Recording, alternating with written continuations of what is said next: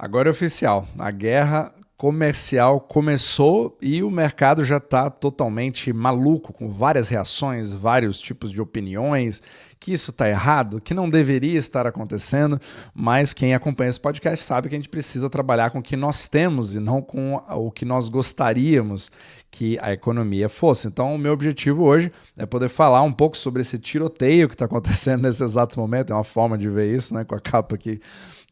O pessoal gostou das capas, então vou manter um pouco esse tema, vamos ver se isso vai pegando, para poder mostrar um pouco das forças macroeconômicas em cima de tudo isso, porque é o tema de 2025, cria uma grande confusão, cria uma quantidade muito grande de turbulências dentro de toda essa liquidez do mundo e mercados não gostam nada disso, não gostam de incerteza, não gostam de saber quais são as regras do jogo, porque as regras não param de mudar. E as regras não param de mudar porque essa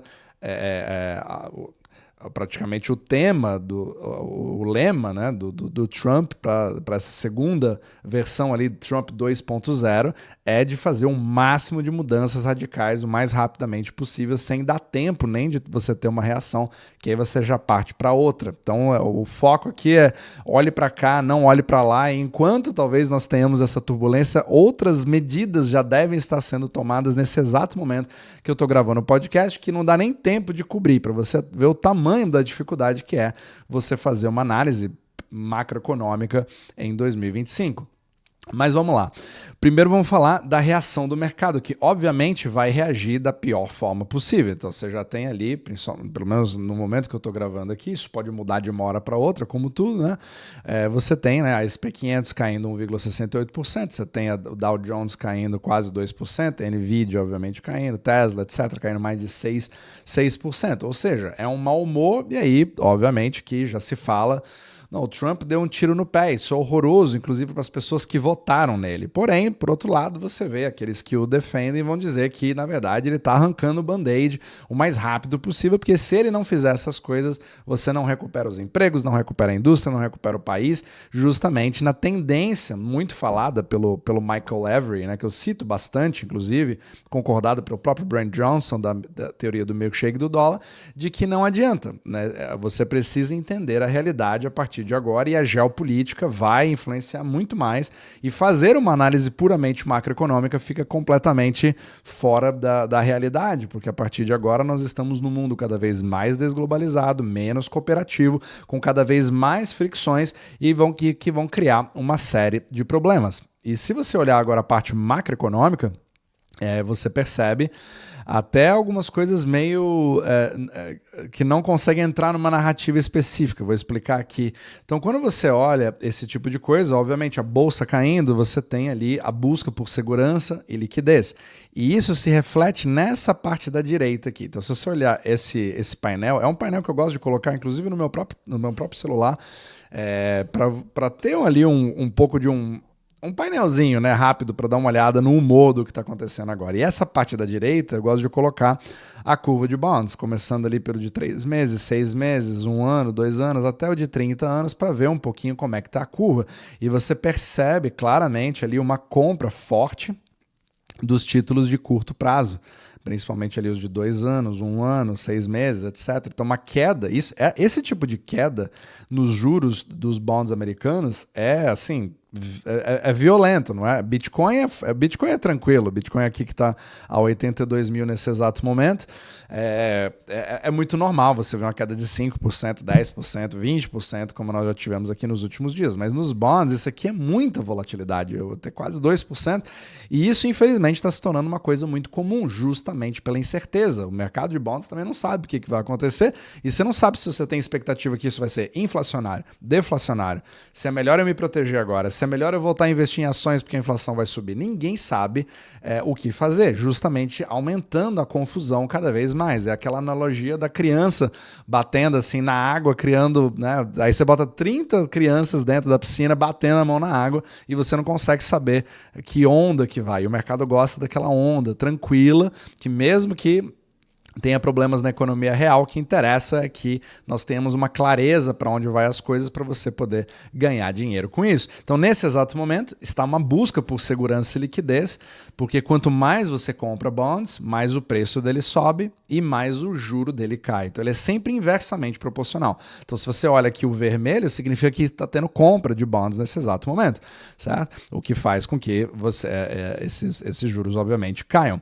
E aí você tem, da mesma forma que a bolsa caiu, o Bitcoin cai, então ele é simplesmente uma Nasdaq alavancada, né? Já conversei várias vezes, por enquanto essa correlação é muito grande. E aí você tem o DXY também caindo, que é engraçado. Né, que geralmente você poderia ver assim uma falta de liquidez em dólares, etc. Às vezes pode ser o caso, pode não ser. Então eu quero acompanhar de perto o DXY, mas eu esperaria que ele subiria se você tem um problema de liquidez, mas é importante a gente ver os outros índices. Tudo isso pode mudar de uma hora para outra, então é difícil você simplesmente com uma foto criar toda uma análise. É por isso que macroeconomia é uma coisa fascinante, muito mais complexa do que a gente imagina. Agora vamos falar sobre a seguinte coisa. Você tem esse índice que eu queria mostrar aqui, é bem interessante, ele foi muito mostrado em relação ao que o Fed pode vir fazer a partir de agora, porque aqui vamos falar sobre inflação, né? Mais ou menos, sobre preços dos produtos e serviços, né? Eu gosto de diferenciar muito bem as coisas. E você tem aquele medo que o Fed vai ter sobre a narrativa do Fed de que eu tenho medo da inflação voltar, ou seja, eu preciso parar de cortar juros porque eu preciso controlar a inflação. A gente sabe, quem acompanha esse podcast sabe que não é bem assim que funciona, mas é essa narrativa e é assim que o mercado age. Mas ao mesmo tempo, você está vendo aqui uma queda desse índice que a gente chama de Trueflation. Deixa eu até colocar ele aqui na tela, deixa eu compartilhar.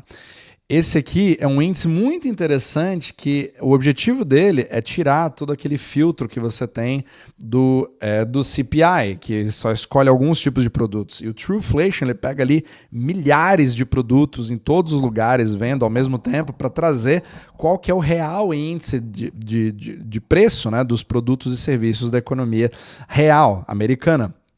E ele vem sendo usado por muitos como um indicador, um lead indicator, né? Então, um indicador antecedente, que vai agir antes que o Fed comece a agir, dando a expectativa do que o Fed vai passar a ler no futuro. E aqui ele despencou de 2,17% para 1,44% agora em março, uma coisa extremamente rápida, foi uma queda muito brusca, o que sugere um pouco da teoria deflacionária ou da desinflação acontecendo cada vez mais por um arrefecimento cada vez maior na economia americana, que é justamente o ponto do Jeff Snyder, que ele vem gritando há anos. A economia real não está indo bem e vai chegar algum momento em que o Fed vai ter que unir essas duas coisas, né? O mercado financeiro não tem absolutamente nada a ver com o mercado real e essa distância vai aumentando cada vez mais. Só que isso daí se volta principalmente até fiz um capítulo sobre esse assunto, onde eu falei sobre a parte de imóveis nos Estados Unidos, que realmente o mercado congelou e isso agora está começando a vir à tona, né? Está começando a desarrefecer. Não significa que nós estamos entrando numa crise espiral deflacionária, nada disso, nesse exato momento, mas é aquele negócio. Numa conversa que eu tive no passado com o Brent Johnson, tudo está indo muito bem até a hora que tudo pode dar errado muito rápido. Então é importante a gente ficar atento, principalmente com o aumento dos riscos de você ter mudanças radicais acontecendo. E aí, alguns têm a impressão de que agora a bola da recessão, que pode ter começado agora, vai cair no colo do Trump. Mas, ao mesmo tempo, você tem o sentimento de que talvez agora as coisas vão melhorar a partir da quantidade enorme de mudanças que ele está fazendo. Percebe como nós temos contracorrentes para todos os lados. Então é um momento que, como todos os dias eu estou dizendo, exige cautela. Agora, uma outra coisa para corroborar que foi compartilhado por muitas pessoas foi justamente a parte do do Fed, né? Do Fed de Atlanta, que deu ali a perspectiva de uma queda também brusca. Isso tem tudo a ver com o próprio Trueflation, falando sobre o que ele acha que vai acontecer com o próprio PIB. Então você tem ali preços que começam, não preços, mas inflação começando a cair no mercado real, e ao mesmo tempo a expectativa do PIB indo ali para menos 2,8, de uma perspectiva de antes que era 1,5%, pelo que eu posso ler aqui no gráfico, é muito significativo em um espaço muito curto de tempo. E aí fica a questão, se o Fed está começando a ver esse tipo de coisa, o que vai acontecer com o Jerome Powell agora? Eu estava fazendo pivot, né? Eu estava cortando juros porque agora nós estamos tranquilos, mas agora eu já não estou mais tão tranquilo assim, eu preciso ver o dado a dado, porque na verdade eu tenho medo da inflação começar a subir, mas na verdade agora a economia está... Cara, você percebe o problema de você criar narrativas dando a impressão de que você tem controle da economia? Esse é o grande desafio que se tem hoje para você tentar ler o que acontece no Fed. E o mercado ele vai ler como o Fed interpreta. Então não importa os fundamentos. O que importa é como o Fed vai interpretar para que o mercado se posicione. É assim que, infelizmente, você precisa trabalhar se você quiser ganhar dinheiro no mercado financeiro hoje. Então é uma questão de diz que me disse. E pessoas, obviamente, ficam muito confusas, né? Se você busca hoje um plano específico do que fazer, etc., quais tipos de investimento, você pode entrar em contato aqui logo abaixo na descrição e eu te ajudo a fazer isso. Então aqui a grande questão, voltando aqui para o nosso tiroteio, né?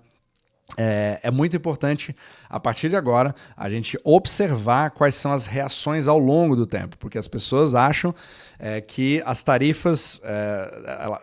tem uma visão muito simplista em relação às tarifas. Não, tarifa é um imposto é inflacionário porque o preço sobe e isso é um tiro no pé dos Estados Unidos. Esse pensamento é bastante simplista e ele acaba não vendo toda uma outra parte, que é a mudança de comportamento a partir do momento que você tem as tarifas entrando em vigor, que muda o comportamento das pessoas em relação àquele produto e em relação aos outros produtos que você consome. Então, no médio prazo, as tarifas acabam sendo deflacionárias e isso não é uma coisa boa. É mais um peso colocado numa economia que já não estava indo muito bem e o mundo inteiro sofrendo as consequências, principalmente com o milkshake do dólar, onde menos dólares saindo dos Estados Unidos indo para fora dos Estados Unidos deixam o dólar mais alto, deixam ele mais escasso, deixando mais difícil você poder honrar as suas dívidas já adquiridas em dólares, fazendo justamente a aceleração do processo do milkshake do dólar. Então isso vai ser muito interessante ver. Eu quero acompanhar o DXY para ver se ele se mantém assim, mas muitos veem pelo menos uma tendência inicial de queda, mas no longo prazo você acaba vendo exatamente o contrário, pela forma que o sistema monetário é feito, e tudo isso prejudica muito o resto do mundo. Prejudica os Estados Unidos? Muito. Vai ser ruim para o consumidor americano? Bastante. Só que é o jogo relativo que o Brent Johnson sempre fala. Você pode até, numa luta, você vai, né, a luta de boxe, que é a analogia que ele usa, você pode até tomar muita porrada, você pode até sangrar, mas o que interessa é, no final das contas, quem vai apanhar mais ou até tomar o knockout, né, no final das contas. Então, vamos ver a cena dos próximos capítulos para poder entender cada vez mais o que essa liquidez do mundo vai fazer a partir do momento que ela finalmente puder entender quais são as regras do jogo.